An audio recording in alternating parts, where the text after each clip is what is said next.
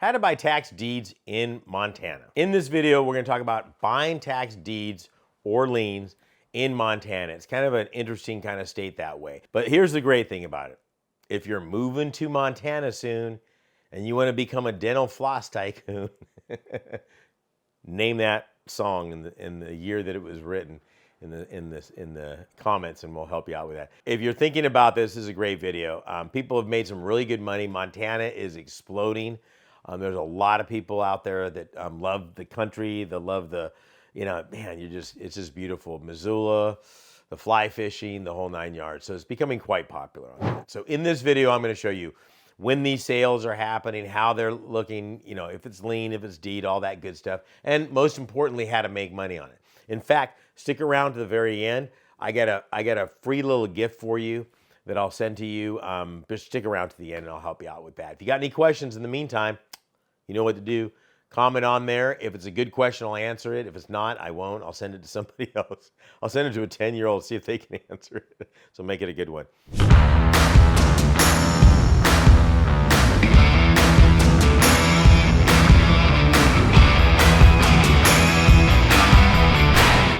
All right, let's have some fun with this. Montana. First of all, it is a lien state that does have some deeds also. So what do I mean by that? Let's just talk about it. Like anywhere else out there, a property owner has to become 1 year delinquent on the property taxes in order for any county to place a tax lien on the property. So once the tax lien is placed on the property, the county can have that sale.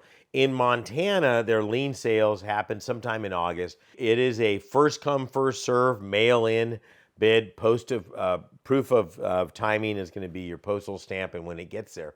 The interest rate is 10% with a 2% penalty, okay? 3-year redemption period. So if they redeem in the first 4 months, you get 10% annualized, but a 2% penalty on it. So that kind of makes up for that. They do have a leftover deed sales, but let's just back up. Okay, let's talk about what a property owner has to do to get there to make it happen. In the state of Montana, once a property owner becomes 1 year delinquent on the property taxes, the county can have a sale on that property. So what they're going to do is they say, okay, we're going to have a sale. It's going to be in August, and they're going to notify everybody that either sends in or requests it, but it has to be a public notification. I mean, they could just put a list of the properties in the county building. That's considered public notice. Sometimes you can go online and find those. But what that means is the property owner has failed to pay their property taxes just for 1 year. It doesn't mean you're going in and buying the property. Okay, so don't get all hot and bothered about that. On buying a property for 1 year's back taxes, it doesn't work that way. You're gonna have to, no matter what, by the time you get done with that process, there's gonna be a 4 or 5 year window. Okay, so in Montana, at the end of 3 years, if they haven't paid off the property taxes, then you get a foreclose on the property. But in order to foreclose on the property, you would have to bring all the taxes up in current, which isn't a big deal, but you're going to have to do that. So the county's going to say, okay, we'll start the foreclosure, but there's 2 years more of taxes or whatever that could be. Maybe there's none, I don't know. And they say, so you have to give us another $5,000. We give them $5,000. They send out notifications to everybody that's got a financial interest in that property. If they don't come in within that window, whether that's 60 or 90 days, make no mistake about it, you will own that property free and clear of all liens and encumbrances. Because during that foreclosure process, they're notifying everybody. Because I bought the tax lien certificate, I really didn't cause anything to happen. What I mean by that is the county's already put a lien on the property. They're already late. I didn't cause a lien. All I've said is, here, county, here's your money. The county goes, thank you so much. Now I can afford to open the schools, the fire department, the law enforcement, all of those things that they run. And thank you for doing that. For return, we're going to give you 10% plus a 2% penalty when they redeem. They got 3 years tick-tock on this thing to make it happen. Now, these lists are going to come out 30 days prior to the sale. That's your notification. Hey, it's coming up for sale, and I want to start doing my research. First of all, I want to know my investment objectives. What am I trying to do? I'm trying to get a piece of property that has enough value that if I buy the tax lien certificate on that, and should it go 3 years and I have to foreclose, I get the property.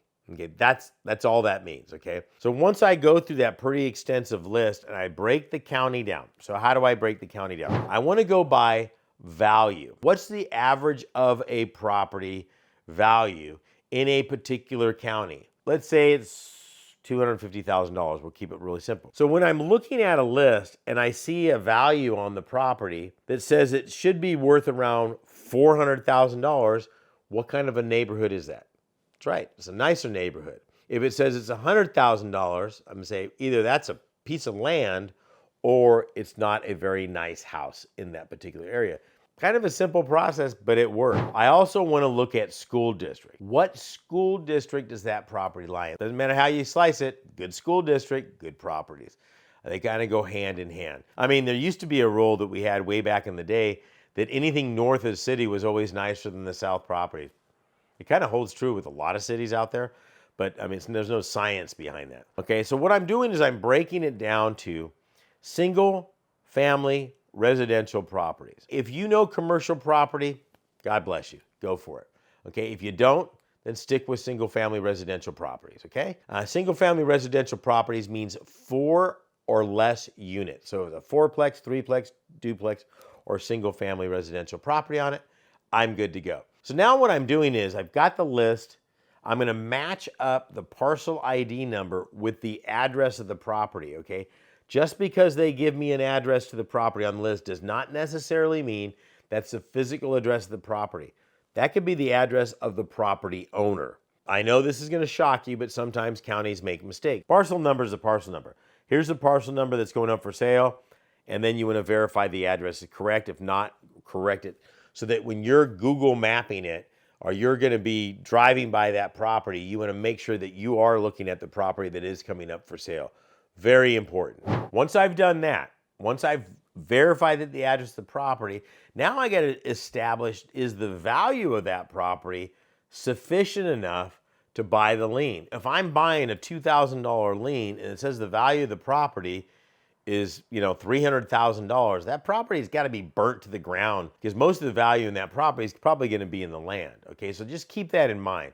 But I still want the second step is I want to physically see the property. Either I'm going to drive by that property or one of my contacts in the area will drive by the property to make sure that there's some kind of structure on that property and it's still standing and we're good to go on it. So those are some of the things you want to do. Then you want to establish how the bidding is. In Montana, it is a first come, first served basis. So a lot of them are done through the mail. So you postmark that bad boy, you send it out there. Whoever gets the bid in there gets the lien on the property. And again, it's 10% annualized with a 2% penalty on that. Their sales are typically happening in August. Now, here's the cool part about it. If the property does not sell at the sale, a lot of the counties will have those left over so you can go in there and just buy them directly from the county. But you need to know where to go to find them. And it's really simple. Call the county on the website, find out where they go, when the sale happens after August. What happens if a property doesn't sell? Where would those go? Because a lot of times their attitude is, oh, we sell all of them. Well, everybody can't sell all of them. So if they didn't sell, where would they go? Remember, these people at the county are overworked and underpaid. Treat them with respect and they'll give you a lot of information that normally they wouldn't. And again, if they're giving you a hard time, they're giving everybody a hard time. So just keep that in mind. Now, here's the great thing about this. You don't have to guess. Okay, as you can well imagine, I've been doing this for 30 years, okay? Not necessarily in Montana, but all over the country. I've taught more people how to invest in property tax lien certificates and tax deeds than literally anybody on the planet. I've taught all over the world. If you would like my brand new course for free, then you made it. You're all the way to the very end. All you have to do is go to the link down below. It's higginsmethod.com. Click on that link down below, and it's my gift to you. Thank you very much for watching. This is Saen Higgins saying, God bless, good luck, and happy hunting.